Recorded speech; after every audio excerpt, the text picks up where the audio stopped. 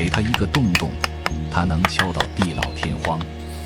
橡树啄木鸟一大早就叮叮当当，吵得隔壁的松鼠莫名心慌。烦死了！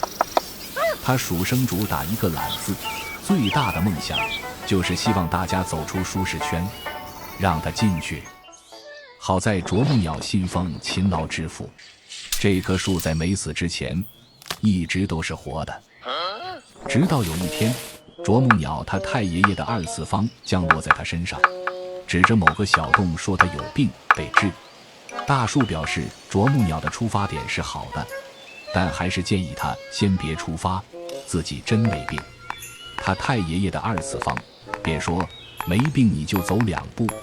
大树足。光阴似箭，岁月如梭，含恨而终的大树成了啄木鸟家族的粮仓。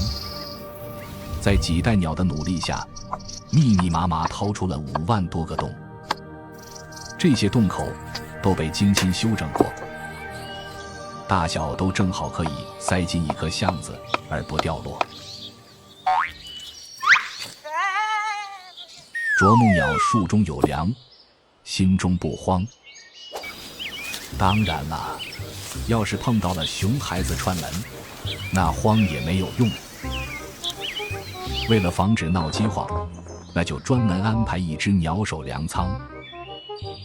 地松鼠饿了也不慌，因为专家说干饭能有效缓解饥饿。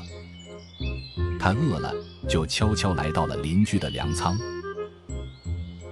面对着密控现场，他犯起了选择困难症。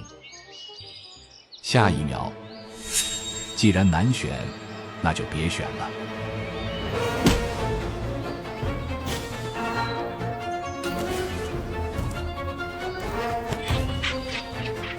第一次行动以抱头鼠窜而告终。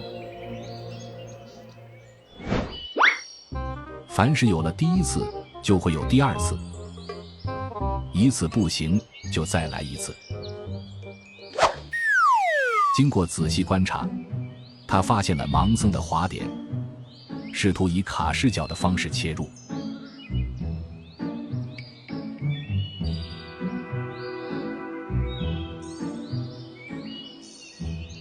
这一次很成功，成功让啄木鸟卫士发现了。四目相对，空气在这一刻变得很安静。